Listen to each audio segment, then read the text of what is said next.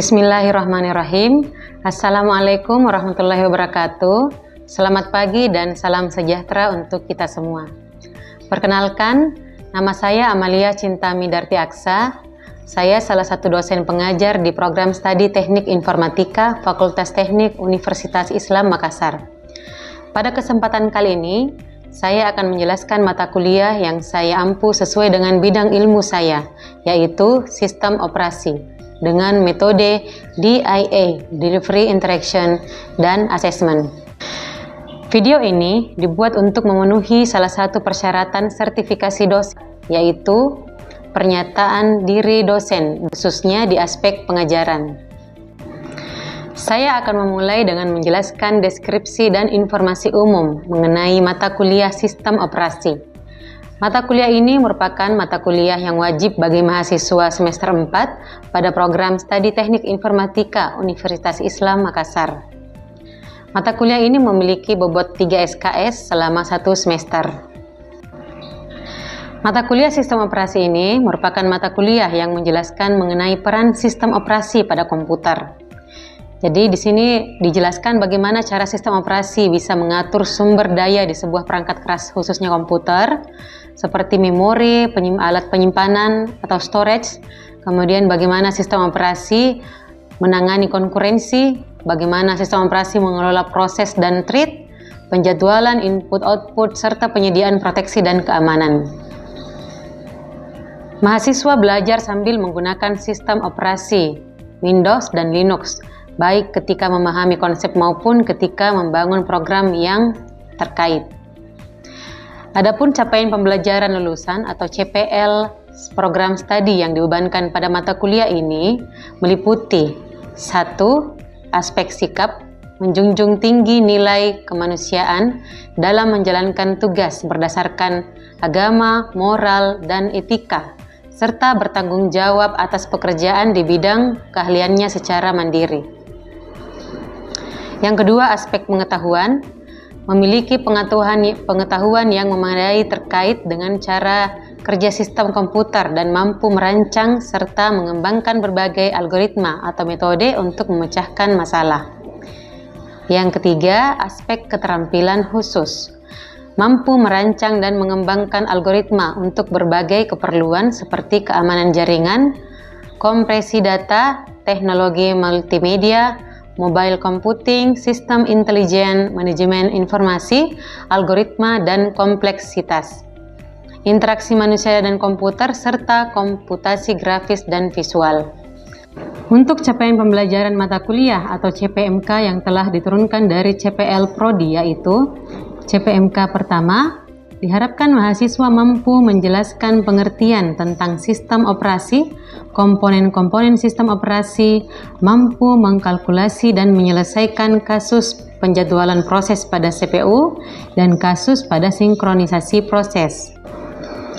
CPMK kedua, mahasiswa mampu menjelaskan konsep deadlock dan menganalisis kasus penyebab deadlock, mampu menjelaskan dan menyelesaikan kasus manajemen penyimpanan massal, mampu menjelaskan dan menyelesaikan kasus pada memori virtual, serta mampu menjelaskan implementasi sistem berkas serta pengamanannya.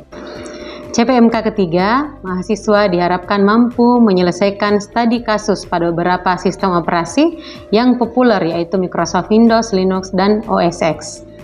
Adapun referensi yang digunakan pada mata kuliah sistem operasi diantaranya e-book pengantar sistem operasi, e-book sistem operasi komputer, e-book mengenal konsep dasar sistem operasi, dan jurnal-jurnal penelitian yang berkaitan. Sistem operasi dilaksanakan secara sinkronus dan asinkronus dengan menggunakan metode pembelajaran aktif yang mengutamakan peran dan keaktifan mahasiswa dalam proses pembelajarannya, yaitu pembelajaran kolaboratif, diskusi kelompok, dan penugasan berupa studi kasus melalui LMS Universitas Islam Makassar. Pembelajaran mata kuliah sistem operasi ini dilakukan selama kurang lebih sebanyak 16 pekan atau 16 pertemuan dengan bahan kajian diantaranya yang pertama, pengantar sistem operasi, kedua komponen sistem operasi, ketiga penjadwalan proses, keempat sinkronisasi proses, kelima mekanisme deadlock pada proses, keenam manajemen penyimpanan, ketujuh memori virtual, kedelapan sistem berkas, kesembilan Microsoft Windows, dan 10 Microsoft Linux. Metode pembelajaran yang digunakan bergantung pada bahan kajian atau materi pembelajaran yang akan disampaikan. Misalnya, pekan sebelum UTS atau ujian tengah semester menggunakan metode blended learning, dan pekan sebelum UAS atau ujian akhir semester akan berfokus pada sesi diskusi kelompok dan penyelesaian studi kasus. Bentuk perkuliahan secara sinkronis dilakukan secara tatap muka di ruang kelas maupun menggunakan tools web conference seperti Zoom atau Google Meet. Sedangkan pelaksanaan perkuliahan asinkronus dilakukan melalui WhatsApp group atau forum diskusi pada LMS UIM untuk memfasilitasi mahasiswa dalam berdiskusi perihal mata kuliah sistem operasi dan penugasan secara mandiri maupun kelompok pada LMS Universitas. Evaluasi hasil pembelajaran mata kuliah sistem operasi didapatkan dari kuis interaktif, penugasan, diskusi kelompok, UTS, dan UAS, serta kehadiran mahasiswa. Adapun penilaian diskusi kelompok didasarkan pada rubrik diskusi yang memuat keaktifan setiap anggota kelompoknya. UTS dilakukan dengan rubrik multiple choice, dan UAS atau ujian akhir semester dilakukan dengan presentasi dari studi kasus setiap kelompok. Pembobotan setiap bentuk evaluasi hasil pembelajaran adalah sebagai berikut. Kehadiran 30%. Kehadiran di sini mahasiswa diharapkan aktif, bukan hanya sekedar hadir saja di ruang kelas, tapi aktif untuk menanyakan jika masih ada yang kurang paham dengan materi yang disampaikan, kemudian aktif memberikan saran-saran atau interupsi. Kemudian kuis dan penugasan. Kuis atau penugasan tugas ini baik secara mandiri maupun secara kelompok, poinnya 40%. UTS, ujian tengah semester, 10%, dan UAS atau ujian akhir semester sebanyak 10%. Dengan total pembobotan hasil pembelajaran sebesar 100%. Demikian informasi yang bisa saya sampaikan mengenai mata kuliah sistem operasi untuk mahasiswa program studi S1 Teknik Informatika Fakultas Teknik Universitas Islam. Selanjutnya, berikut adalah cuplikan video proses pengajaran saya secara sinkronus tatap muka di ruang kelas. Bismillahirrahmanirrahim. Assalamualaikum warahmatullahi wabarakatuh. Waalaikumsalam warahmatullahi wabarakatuh. Alhamdulillah, puji syukur kita panjatkan kehadirat Allah Subhanahu wa taala karena atas rahmat dan berkahnya lah sehingga kita semua diberikan kesehatan dan kesempatan untuk hadir pada hari ini di pertemuan pertama mata kuliah sistem operasi.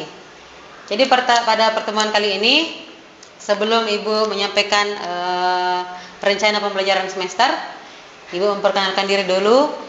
Jadi nama lengkap Ibu Amalia Cinta Mindarti Aksa, biasa dipanggil Ibu Amel. Kemudian di pertemuan pertama ini kita akan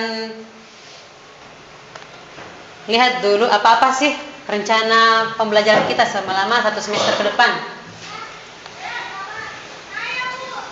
Nah, apa itu rencana pembelajaran semester atau RPS? Jadi RPS itu merupakan rencana pembelajaran yang disusun untuk kegiatan pembelajaran selama 1 semester untuk memenuhi capaian pembelajaran lulusan yang dibebankan pada suatu mata kuliah.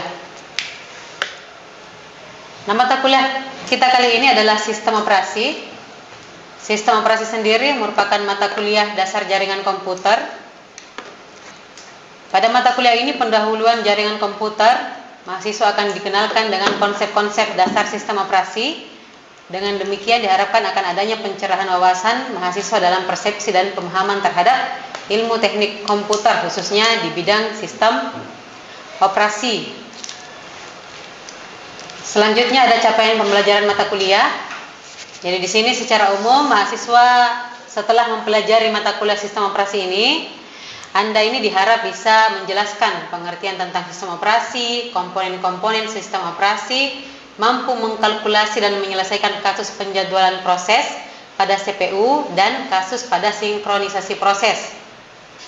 Selanjutnya, mahasiswa mampu menjelaskan konsep deadlock dan menganalisis kasus penyebab deadlock. Deadlock itu seperti misalnya kayak laptop tak ada blue screen, tiba-tiba hang, itu deadlock yang terjadi. Jadi mampu menjelaskan dan menyelesaikan kasus manajemen penyimpanan massal, mampu menjelaskan dan menyelesaikan kasus pada memori virtual, serta mampu menjelaskan implementasi sistem berkas serta pengamanannya.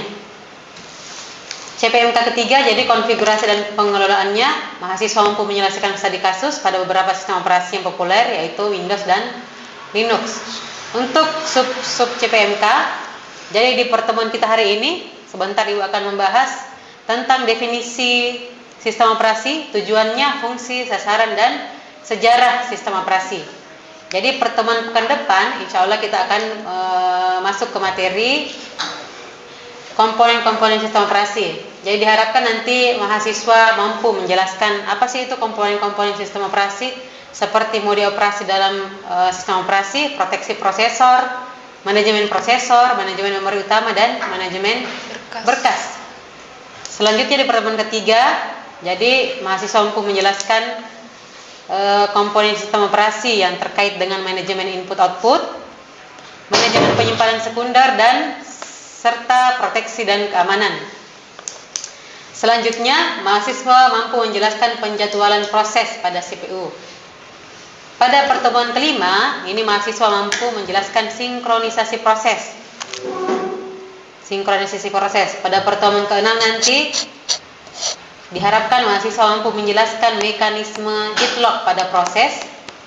Kemudian, pertemuan selanjutnya, mahasiswa mampu menjelaskan manajemen penyimpanan massal. Pertemuan ke-8 nanti insya Allah kita akan ujian tengah semester atau UTS. Jadi pertemuan ke-8 ini ujian tengah semester. Setelah itu pertemuan ke-9 mahasiswa kita masuk ke materi manajemen penyimpanan sementara atau RAM. Jadi mahasiswa mampu menjelaskan manajemen penyimpanan sementara. Di sini RAM. Pertemuan ke-10 mahasiswa mampu menjelaskan memori virtual. Pertemuan ke-11 mahasiswa mampu menjelaskan sistem berkas atau file system. Pertemuan ke-12 mahasiswa mampu menjelaskan langkah-langkah instalasi Microsoft Windows menggunakan salah satu aplikasi virtual machine. Ini menggunakan VirtualBox contohnya. Pertemuan ke-13 mahasiswa mampu menjelaskan sistem Microsoft Windows. Mahasiswa mampu menjelaskan sistem Microsoft Windows. Pertemuan ke-14 mahasiswa mampu menjelaskan sistem operasi Linux. Terakhir, pertemuan ke-15 mahasiswa mampu menjelaskan sistem operasi OS X, dan pertemuan ke-16 ini final, ujian akhir semester. Seperti itu. Jadi selanjutnya kita masuk ke kontrak kuliah. Seperti biasa pada pertemuan pertama. Jadi Ibu jelaskan dulu tentang kontrak kuliah kita selama 1 semester ke depan ya. Untuk kehadiran ini, di sini Ibu kasih poin 30% kehadiran. Kehadiran di sini maksudnya Anda hadir bukan hanya datang, melihat, melongo. Tidak ya. Di sini kehadiran 30% itu keaktifan Anda saat ditanya menjawab, saat dimintai pendapat itu bisa berkontribusi, mengangkat tangan, memberikan pendapatnya masing-masing. Kemudian tugas itu 40%, ada UTS 15% dan UAS 15%. Jadi total keseluruhan di sini 100%. Ada yang mau ditanyakan terkait poin-poin kontrak kuliah ini, Dek? Jelas? Jelas. Oke, selanjutnya kita masuk ke tata tertib saat perkuliahan. Tata tertib pertama, Anda diharap hadir tepat waktu. Jadi hadir di kelas tepat waktu, keterlambatan maksimal 10 menit. Kemudian jika ada yang tidak bisa hadir, izin atau sakit, bisa memberikan info via WA atau di WA grup kelas Anda atau WA pribadi ke saya sebelum jam mata kuliah kelas Anda berlangsung. Yang kedua, aktif berpartisipasi, maksudnya berani berbicara, berani mengemukakan pendapat, jika diberikan pertanyaan berani menjawab. Jika ada yang ingin memberikan interupsi atau kritik itu silahkan sampaikan dengan sopan. Selanjutnya cara berpakaian. Pakaian boleh menggunakan baju muslim untuk perempuan. Boleh menggunakan kaos tapi yang berkerah, kemudian boleh menggunakan baju kemeja juga. Terus poin penting ini menggunakan sepatu ya. Selanjutnya teknologi yang bijak, jadi penggunaan teknologi. Batasi penggunaan gadget di kelas, kecuali memang diperlukan atau disuruh untuk menggunakan gadget ya, agar fokus pada pembelajaran tanpa ada gangguan. Selanjutnya tugas dan ujian, jadi pengumpulan tugas atau ujian itu sesuai jadwal yang telah ditentukan. Usahakan tepat waktu pengumpulannya agar nilainya bisa maksimal. Kemudian silahkan kerjakan tugas atau ujiannya itu sesuai dengan usaha Anda sendiri atau tidak nyontek ya. Oke, sampai di sini bisa dipahami, Dek? Bisa. Selanjutnya kita masuk ke materi sistem operasi.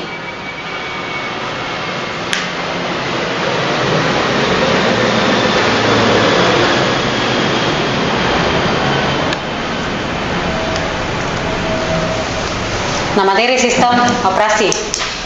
Di sini tujuan kita mempelajari pengenalan sistem operasi ini ada 4 poin yang harus kita tahu ya setelah selesai mata kuliah ini pada hari ini. Yang pertama, definisi sistem operasi. Jadi setelah mempelajari mata kuliah sistem operasi hari ini, Anda sudah harus tahu definisi sistem operasi apa, tujuannya sistem operasi apa, kemudian apa sih fungsi sistem operasi, serta sasaran-sasaran sistem operasi.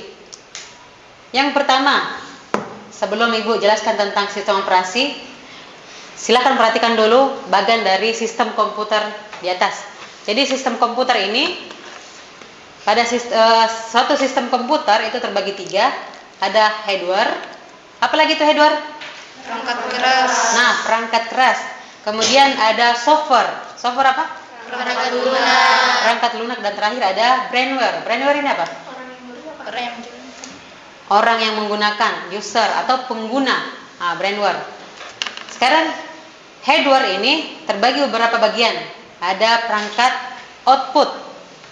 Ada yang bisa kasih contoh 2 perangkat output? Silakan angkat tangan. Perangkat output. Oke, pelangi. Apa? Printer sama speaker. Printer dengan speaker. Apa yang di outputkan? Apa outputnya kalau printer? Dokumen. Nah, dokumen. Dia outputnya berupa kertas. Kemudian kalau speaker, apa outputnya? Berupa apa outputnya kalau speaker? Suara. Seperti itu perangkat output. Kemudian ada perangkat input di bagian hardware. Apa lagi perangkat input? Yang Anda tahu perangkat input apa saja? Keyboard. Oke, bisa. Apa lagi? Scanner. Nah, scanner dia alat menginput juga, dia alat memindai. Jadi kita masukkan data, kemudian masuk ke PC. Setelah itu ada media penyimpanan. Media penyimpanan ini seperti hard disk, flash disk, pemrosesan seperti CPU. Kita loncat ke bagian software. Nah, sistem operasi dia ada di bagian software. Kenapa di software? Karena ini sistem operasi merupakan perangkat lunak. Perangkat lunak aplikasi. Apa saja macam-macam sistem operasi yang Anda tahu? Apa saja macam-macam sistem operasi? Windows, Linux. Apa lagi?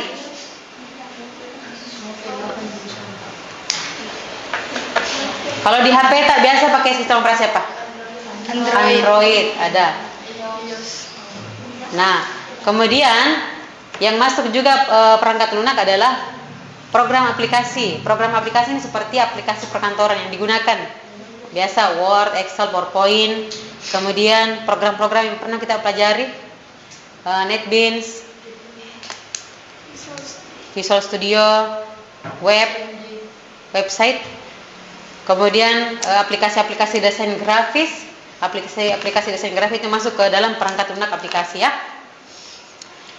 Nah, di sini Fungsi dari sistem operasi merupakan jembatan antara hardware perangkat keras dengan perangkat lunak yang mau dipakai. Jadi kita tidak bisa pakai Microsoft Word kalau tidak ada sistem operasinya. Ini Microsoft Word tidak bisa jalan kalau tidak ada sistem operasi. Jadi ini sistem operasi adalah jembatan. Jembatan ini sistem operasi supaya kita sebagai pengguna bisa menggunakan perangkat lunak aplikasi. Bisa dipahami sampai sini, Dek? Bisa. Bisa dipahami? Bisa. Oke, kita lanjut. Definisi sistem operasi. Nah, inilah pengertian dari sistem operasi itu sendiri. Sistem operasi merupakan perangkat lunak komputer yang mengatur dan mengendalikan operasi dasar sistem komputer. Jadi, sistem operasi ini bertindak sebagai perantara antara user dengan hardware. User dengan hardware. Nah, seperti ini gambarannya. Jadi kita sebagai pengguna itu menggunakan sistem operasi supaya kita bisa kembali menggunakan aplikasi-aplikasi yang terdapat dalam mesin komputer. Selanjutnya ada dua macam tujuan sistem operasi. Yang pertama sebagai pengelola sumber daya komputer dan sebagai penyedia layanan. Sebagai pengelola sumber daya komputer, jadi sistem operasi ini dia bisa menjadi sumber daya fisik untuk menginput dan output. Menginput maksudnya jadi sistem operasi ini yang mengatur saat kita mengetik di keyboard. Sistem operasi yang mengatur supaya bisa diproses oleh komputer supaya tampil outputnya ke monitor. Seperti itu. Sumber daya abstrak, data-data atau program. Seperti thread pada Java. Thread pada Java itu berhubungan dengan sistem operasi. Jadi sistem operasi ini mengatur, ada kayak semacam antrian, dia mengatur, oh ini dulu pertama yang dikerjakan, ini yang kedua, ini yang ketiga, supaya tidak terjadi hang atau blue screen pada komputer. Itu tugas sistem operasi. Sebagai penyedia layanan, jadi di sini sistem operasi bisa membantu pembuatan program. Pada saat mengeksekusi program, sistem operasi juga yang bekerja di situ, mengakses perangkat input output seperti kita menggunakan mouse, menggunakan printer, menggunakan keyboard. Kemudian mengontrol akses berkas yang ada di Windows Media Player, Windows Explorer. Kemudian mengakses sistem-sistem yang ada di dalam komputer serta mendeteksi error dan respon-respon dari Windows itu sendiri. Selanjutnya, fungsi sistem operasi. Jadi ada beberapa poin fungsi sistem operasi. Di sini yang pertama, menjalankan operasi atau perintah dasar komputer. Yang kedua, mengatur kerja hardware. Yang ketiga, mengorganisir dan mengatur berbagai macam aplikasi. Yang keempat, menyajikan tampilan. Menyajikan tampilan seperti ini sekarang, mengoptimalkan fungsi perangkat serta mengawasi jalannya program. Jadi sistem operasi itu banyak sekali tugasnya, banyak sekali yang dia kerjakan. Selanjutnya sasaran sistem operasi. Yang pertama ada kenyamanan. Jadi sistem operasi ini membuat pengguna komputer menjadi lebih nyaman. Lebih nyaman. Kenapa lebih nyaman? Karena dulu ya ini sistem operasi itu masih hitam putih, tidak seperti layar Windows sekarang yang bervisual bagus tampilannya. Tidak, dulu itu masih layar hitam. Kita mau buat folder saja itu menggunakan perintah satu baris perintah, MD spasi nama foldernya apa. Sekarang tinggal klik kanan new folder jadi. Dulu enggak seperti itu, tidak ada gambar-gambar visual. Kemudian efisien, jadi penggunaan sumber daya sistem komputer ini secara efisien. Efisien maksudnya lebih mudah, lebih cepat bekerja dengan komputer. Berevolusi, jadi sistem operasi ini harus dibangun sehingga memungkinkan dan memudahkan pengembangan, pengujian, serta pengajuan sistem-sistem yang baru. Nah, sistem operasi ini setiap tahun itu berevolusi.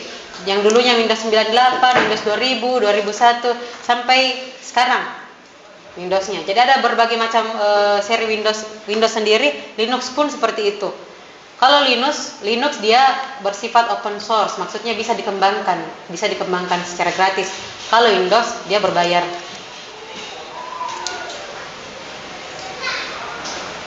Nah, selanjutnya ini ada tugas 1.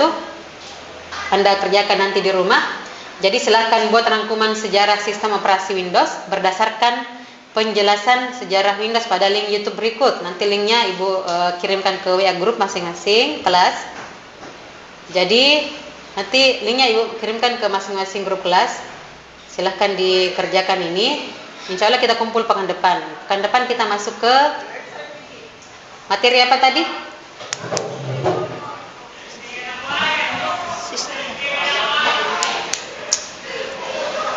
Pekan depan kita masuk ke materi komponen-komponen yang terdapat pada sistem operasi. Nah, sebelum Ibu akhiri pembelajaran hari ini, Ibu mau absen dulu ya. Oke, Bu.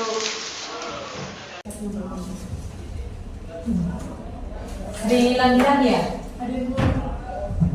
Nadila, Siti Sabrina, Nilan Cahya, Nur Afni, Indri, Nur Bungasari, Nur Halisa, Hadir, Bu.